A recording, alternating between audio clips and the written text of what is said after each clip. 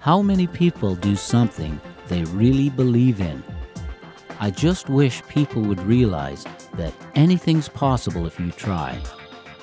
Dreams are made if people try. Terry Fox.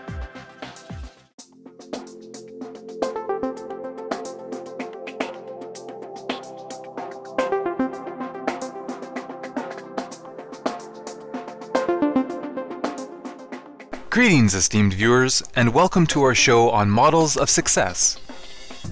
Today we feature Terry Fox, who was a humanitarian, athlete, and cancer research activist. On April 12, 1980, he embarked on an epic run across Canada called the Marathon of Hope to raise awareness and funds for cancer research. Every single day of his journey, he covered 42 kilometers, or 26 miles, the equivalent of an entire marathon. This would have already been a true odyssey on its own.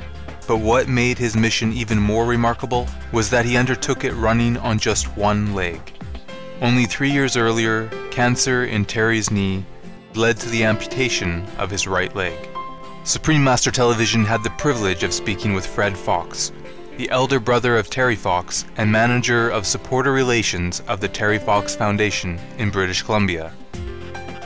He reflected on his younger sibling's determination, which inspired and continues to inspire so many.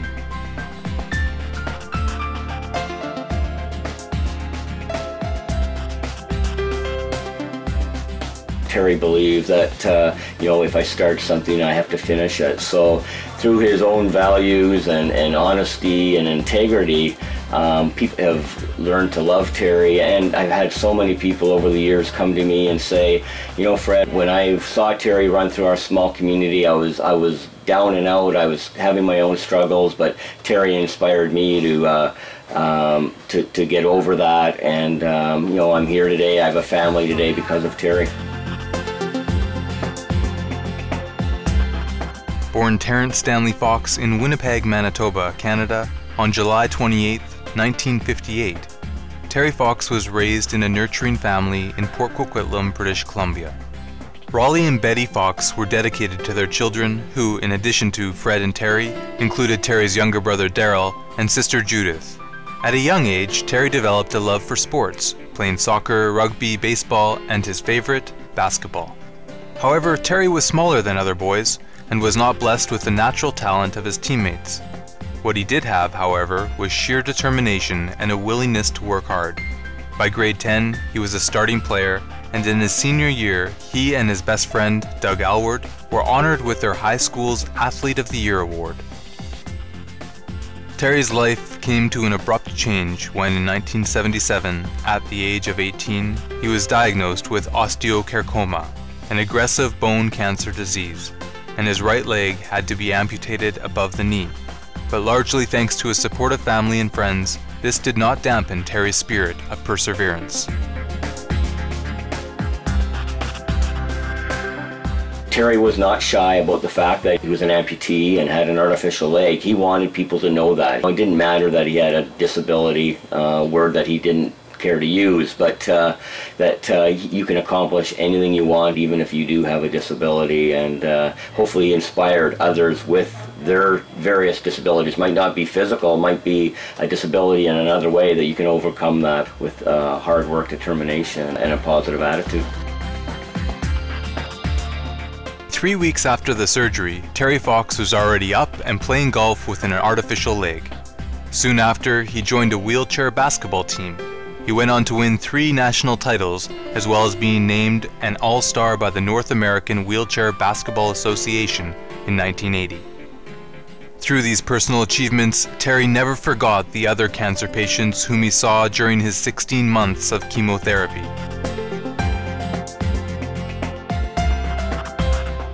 Knowing that there's people in a bed right now who might not make it, kids my age and younger, and you just can't leave something like that and try and forget it, and I couldn't anyway.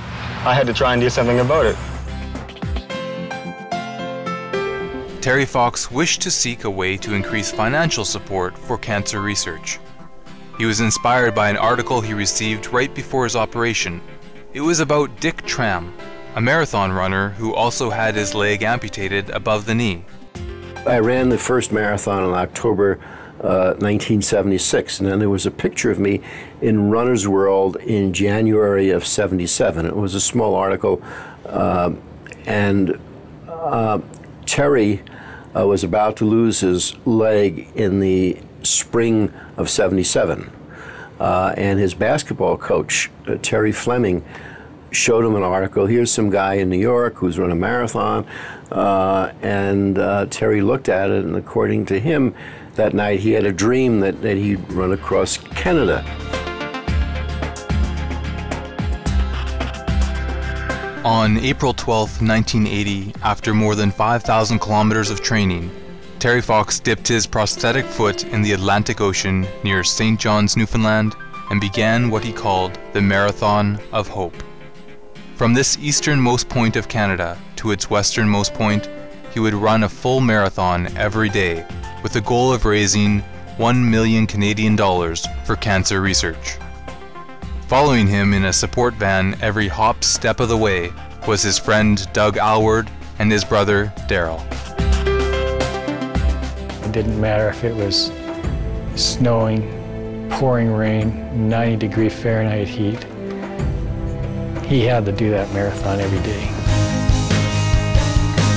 At first, Terry's efforts gained minimal recognition, but as he pushed on, his almost superhuman efforts began to draw more and more attention until crowds of people cheered him on everywhere he passed through.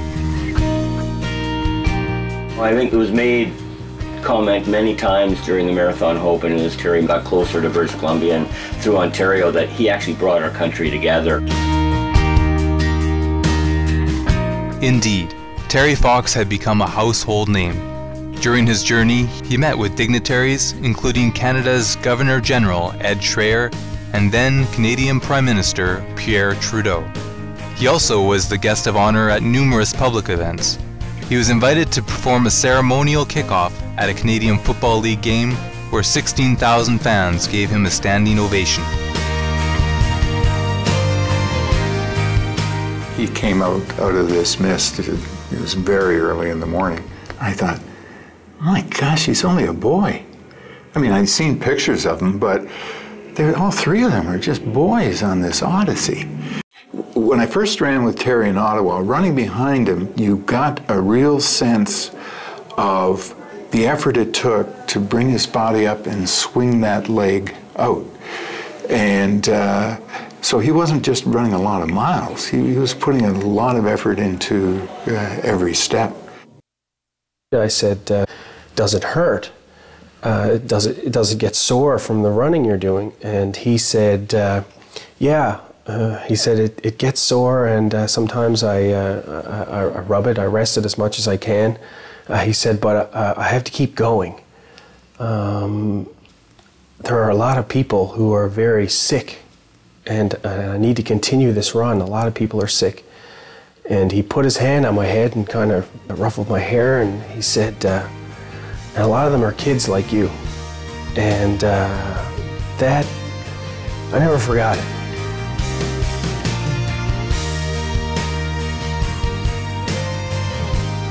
Terry Fox pressed on without skipping a day, despite suffering injuries such as shin splints and an inflamed knee.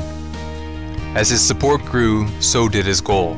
He hoped to raise 24 million Canadian dollars for cancer research, or $1 Canadian for every Canadian at that time.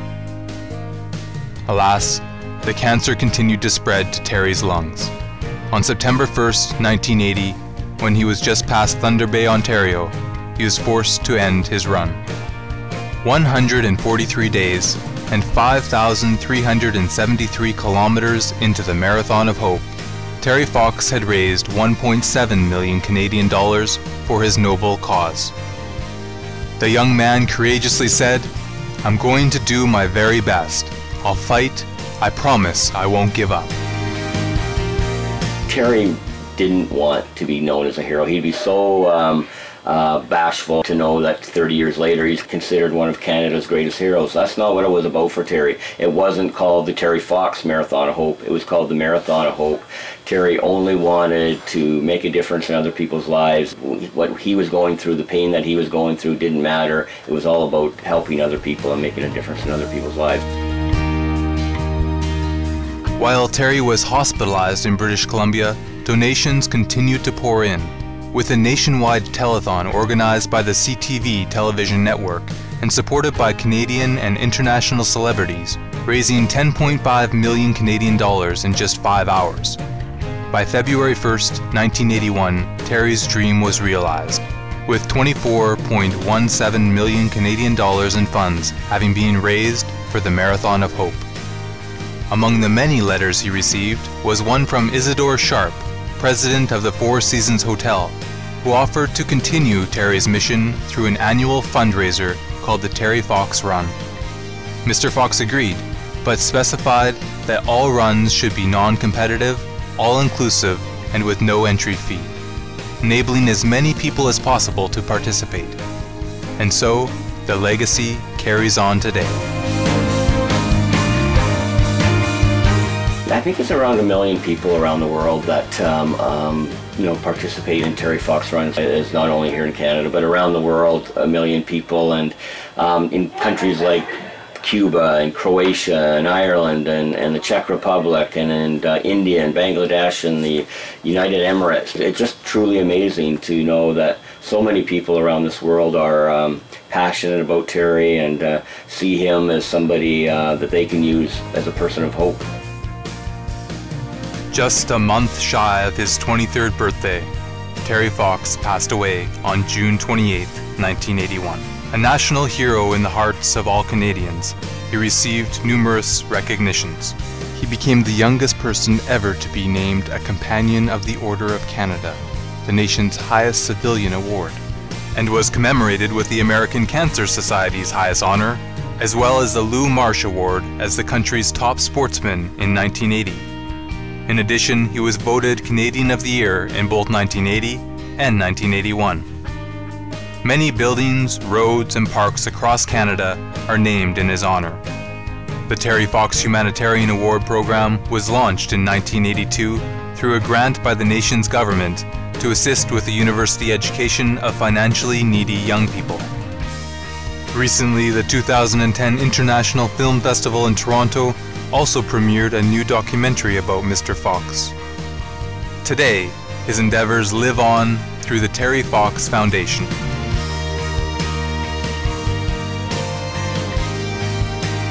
Terry's dream, and when he ran in 1980, was to do a simple thing, and that's to make a difference in other people's lives. And 30 years later, that's what we're doing. We're keeping Terry's mission alive, his dream alive, and raising money for cancer research. So many people will survive their cancer. And the proceeds to date have exceeded the $500 million mark, is that correct? Yeah, it's just amazing to know that 30 years later, over $500 million has been raised for cancer research, and that's Terry's true legacy. That money is not gone to waste. It's so rewarding to have people that come to you and say, Fred, I'm alive today because of what Terry did in 1980, or my mom's alive, or my son or daughter is alive because of what Terry did in 1980. Have there been significant advances in cancer research from Terry's accomplishments and from grants that have come from Terry Fox? And then again, that's the true legacy over 30 years. In 1977, when he was diagnosed, Terry was told he might have a 20 or 25% chance of surviving his cancer. He had to have his right leg amputated above the knee. Today, the diagnosis is so much better, around 80-85% chance of surviving, and in many cases, you don't have to have your leg amputated. The enduring spirit of Terry Fox continues to serve as a beacon of optimism, solace, and inspiration to millions of people all over the world. In recognition of his courage and selflessness, Supreme Master Ching Hai is honoring Terry Fox posthumously with the Shining World Hero Award, as well as contributing 10,000 Canadian dollars to support his noble goal. I just did what I thought I should do. It was hard for me to understand how I could be a hero. We thank Mr. Fred Fox for sharing the moving story of your brother, Terry Fox. Blessed be your efforts, as well as those of all involved in the Terry Fox Foundation's cause to foster a healthier future for all. As Terry Fox said, dreams are made possible if you try. Wonderful viewers, thank you for joining us today for Models of Success.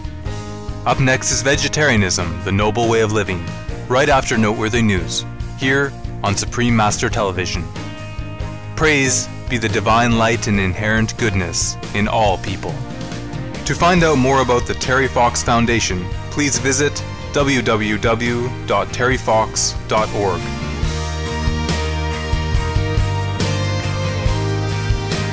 For more details, please visit www.suprememastertv.com/MOS.